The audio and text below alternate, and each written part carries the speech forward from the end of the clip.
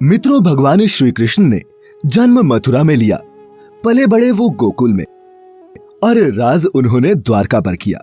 पर एक सवाल जो हम सबके मन में अक्सर आता है वो ये है कि जिस भव्य और दिव्य नगरी को स्वयं भगवान श्री कृष्ण ने बसाया था वो समंदर में क्यों समा गई, वो कहां गए और इसके बाद भगवान श्री कृष्ण का क्या हुआ। इन्हीं सवालों का जवाब जानेंगे हम मिलकर आज की इस वीडियो में। नमस्कार और स्वागत है आपका द डिवाइन टेल्स पर एक बार फिर। मित्रों, द्वारिका नगरी श्री कृष्ण की कर्म भूमि के नाम से भी विख्यात है। महाभारत में वर्णित कथा के अनुसार भगवान श्री कृष्ण ने जब कंस का वध किया तब जरासंध ने प्रण लिया कि वो कृष्ण और यदुवंशियों का समूल नाश कर देगा, और जब भी जरासंध को अवसर मिलता तो वो मथुरा और यदुवंशियों पर दावा बोल देता। उसका अत्याचार रुकने का नाम ही नहीं ले रहा था। ऐसे में यदुवंशियों की सुरक्षा के लिए श्री कृष्ण ने मथुरा को छोड़ देना ही बेहतर समझा। मथुरा छोड़ने के बाद उन्होंने समंदर किनारे एक दिव्य और भव्य नगर की स्थापना की जिसका नाम द्वारका रखा गया। यहाँ आने के बाद वो अपने प्रियजनों के साथ सुकून से जीवन यापन करने लगे। फिर वक्त का पहिया घूमा और लगभग 36 वर्ष तक कुशलता पूर्वक राज्य का संचालन करते हुए एक दिन अचानक उनके देह त्यागने के बाद वैभवशाली द्वारका नगरी भी समंदर में समा गई। मित्रों, पौराणिक ग्रंथों में इस घटना से संबंधित दो कथाओं की जानकारी प्राप्त होती है। पहली माता गांधारी का श्री कृष्ण को दिया गया श्राप, और दूसरी कथा है ऋषियों द्वारा श्री कृष्ण के पुत्र सांब को दिए गए श्राप की। महाभारत का युद्ध समाप्त होने के बाद महर्षि व्यास के शिष्य संजय ने जब गांधारी को ये बताया कि पांडव अपने साथियों और द्रौपदी सहित हस्तिनापुर आ चुके हैं तो उनको बड़ा मानसिक कष्ट हुआ। फिर भी किसी तरह उन्होंने अपने मन को संभाला। लेकिन जब उन्हें ये बात पता चली कि पांडवों के साथ भगवान श्री कृष्ण भी हैं, तो वह तिलमिला उठी और उनका मन प्रतिशोध के लिए लालायित हो उठा। उन्होंने श्री कृष्ण को श्राप देते हुए कहा, अगर मैंने अपने आराध्य की सच्चे मन से आराधना की है और निस्वार्थ भाव से पतिव्रत का पालन किया हो तो जिस प्रकार मेरे कुल का नाश हुआ है बिल्कुल वैसे ही तुम्हारी आंखों के सामने तुम्हारे कुल का भी नाश हो जाएगा। तुम्हारी ये आलीशान द्वारिका नगरी तुम्हारे सामने समंदर में डूब जाएगी। गांधारी के इतना कहने के पश्चात श्री कृष्ण मुस्कुराए और बोले, माता, मुझे इसी आशीर्वाद की प्रतीक्षा थी। मैं आपके इस श्राप को सहर्ष स्वीकार करता हूँ। और इसके बाद वो द्वारका की ओर प्रस्थान कर गए। एक बार की बात है, महर्षि विश्वामित्र, कण्व, देवर्षि नारद आदि द्वारका आए और वो भ्रमण पर निकले। वहाँ कृष्ण पुत्र सांब अपने साथियों संग मौजूद थे। उन लोगों ने ऋषियों के साथ मजाक करने की योजना बनाई, जिस क्रम में सांब को स्त्री का वेश धारण करके और उसे उनसे ये पूछना था कि मेरे गर्भ से क्या उत्पन्न होगा। ऋषियों ने जब देखा कि ये युवक हमारा अपमान कर रहे हैं तो क्रोधित होकर उन्होंने उसे श्राप दिया कि श्री कृष्ण का ये पुत्र वृष्णि और अंधक वंशी पुरुषों का नाश करने के लिए एक लोहे का मूसल उत्पन्न करेगा, जिसके द्वारा तुम जैसे क्रूर, अहंकारी और क्रोधी लोग अपने समस्त कुल का संहार करेंगे। भगवान कृष्ण और बलराम के सिवा सब लोगों पर उस मूसल का प्रभाव होगा। जब श्री कृष्ण को ये बात पता चली तो उन्होंने कहा, यह जरूर सत्य होगा। श्राप के फलस्वरूप ही सांब ने मूसल उत्पन्न किया। पर जब ये बात राजा उग्रसेन को पता चली तो उन्होंने मूसल को चुराकर चुपचाप समंदर में फेंकवा दिया। साथ ही ये भी घोषणा करवा दी कि आज से कोई भी वृष्णि व अंधकवंशी अपने घर में मदिरा का उत्पादन नहीं करेगा। जो भी व्यक्ति छिपकर मदिरा तैयार करेगा उसे मृत्यु दंड की सजा दी जाएगी। और ये सुनकर द्वारका वासियों ने मदिरा नहीं बनाने का प्रण लिया। इसके बाद द्वारिका में आए दिन अशुभ घटनाएं घटने लगी। कभी तेज आंधी आती तो कभी तेज तूफान। चूहों की संख्या अचानक से इतनी ज्यादा बढ़ गई कि मनुष्यों से ज्यादा चूहे दिखने लगे और सोते हुए मनुष्यों के बाल और नाखूनों तक को कुतरने लगे।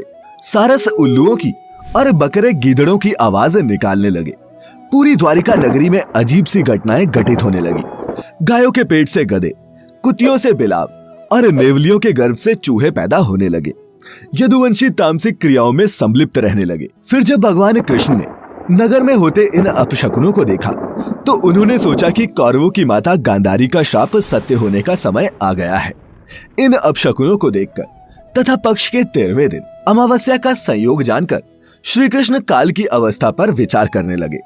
उन्होंने देखा कि इस समय वैसा ही युग बन रहा है जैसा महाभारत के युद्ध के समय बना था, और फिर गांधारी के श्राप को सत्य करने के उद्देश्य से श्री कृष्ण ने यदुवंशियों को तीर्थ यात्रा करने की आज्ञा दी।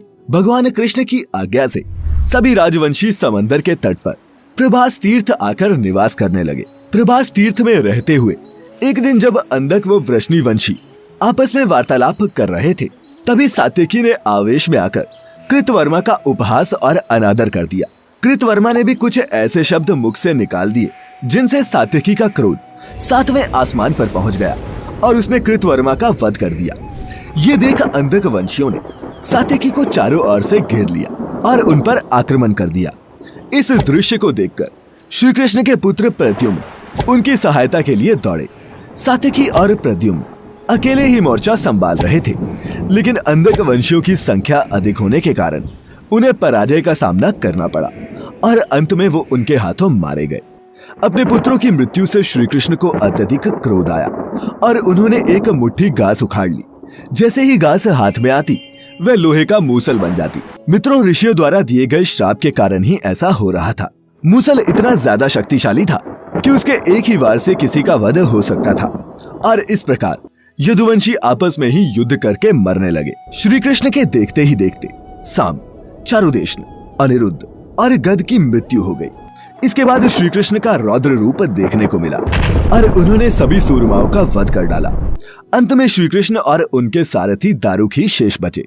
भगवान कृष्ण ने दारुक से कहा, तुम इसी क्षण हस्तिनापुर जाओ और अर्जुन को सारी घटना विस्तार से बताकर उसको यहाँ ले आओ। दारुक ने उनकी आज्ञा का पालन भी किया। इसके बाद श्री कृष्ण बलराम को उसी स्थान पर रहने के लिए कहकर अपने महल वापस लौट आए और पिता वसुदेव को सारी घटना से अवगत कराया, जिसको सुनकर उन्हें बहुत दुख हुआ। श्री कृष्ण ने अपने पिता से बोला कि जब तक अर्जुन नहीं आ रहा तब तक स्त्रियों की रक्षा का दायित्व आप संभालिए, क्योंकि वन में बलराम प्रतीक्षारत है। मैं उन्हीं के पास जा रहा हूँ। नगर में स्त्रियों की चीख पुकार मचनी शुरू हो गई। ऐसे में श्री कृष्ण ने स्त्रियों को सांत्वना देते हुए कहा कि घबराइए मत, अर्जुन आने वाले हैं और वे सब संभाल लेंगे। इतना कहकर वे वन की ओर चल पड़े। जब कृष्ण वन में पहुंचे तो देखा कि बलराम जी समाधि में लीन हैं। अचानक ही उनके मुख से एक सफेद रंग का सर्प निकला और समंदर की ओर चला गया। मित्रों, वो कोई सामान्य सर्प नहीं था, क्योंकि उसके हजारों मस्तक थे। और इतना ही नहीं, समुद्र ने स्वयं प्रकट होकर उस शेषनाग का अभिवादन किया। कुछ ही देर में बलराम ने अपने शरीर को त्याग दिया। श्री कृष्ण उस सूने वन में अकेले विचरण करते हुए गांधारी के श्राप के बारे में चिंतन करने लगे और अपनी इंद्रियों को संयमित करते हुए महायोग की अवस्था में धरती पर लेट गए। तभी जरा नामक एक शिकारी अपने शिकार की तलाश में वहां आ पहुंचा। दूर से उसे लगा कि वहां कोई हिरन है और उसने बाण चला दिया, परंतु जब वह अपने शिकार को पकड़ने के लिए आगे बढ़ा तो वहां श्री कृष्ण थे। ये देखकर उसे बड़ा पछतावा हुआ। भगवान ने उस शिकारी को आश्वासन दिया और स्वयं परम धाम चले गए, जहाँ कई मुनि और देवताओं ने उनका भव्य स्वागत किया। फिर वो शिकारी हस्तिनापुर गया और पांडवों को पूरी घटना की जानकारी दी, जिसे सुनकर पांडव बड़े दुखी हुए। दूसरी तरफ अर्जुन भी द्वारका पहुंच गए थे। वहां की स्थिति देखकर उनके मन को बड़ा क्षोभ हुआ। श्री कृष्ण की रानियों ने जब अर्जुन को देखा तो उनकी आंखों से भी अश्रु की धारा निकल पड़ी।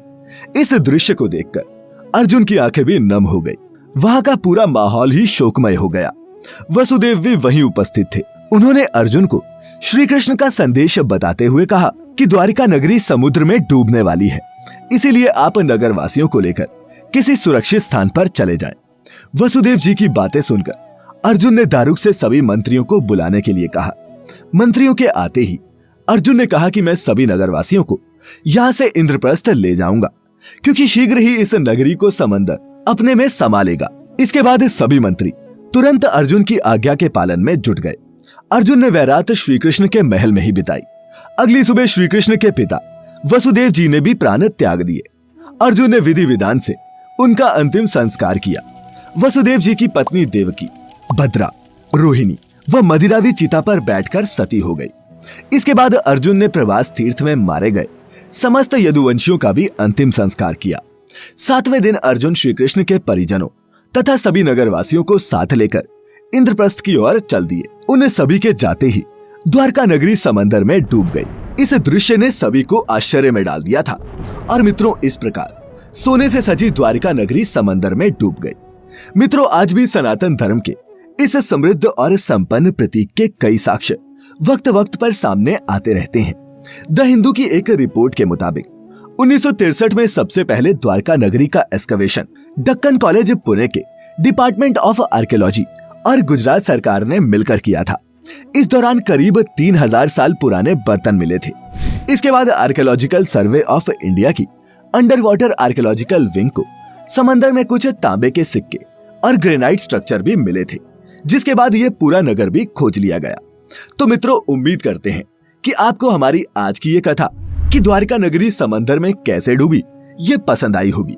आपसे निवेदन है कि वीडियो को लाइक करने के साथ साथ इसे अपने मित्रों और सगे संबंधियों के साथ शेयर अवश्य करें। ऐसे ही और भी धार्मिक और आध्यात्मिक जानकारियों के लिए सब्सक्राइब करें हमारे YouTube चैनल को और लाइक करें हमारा Facebook पेज भी, द डिवाइन टेल्स हिंदी। फिलहाल आज के लिए बस इतना ही। अब इजाजत दें। आपका बहुत बहुत शुक्रिया।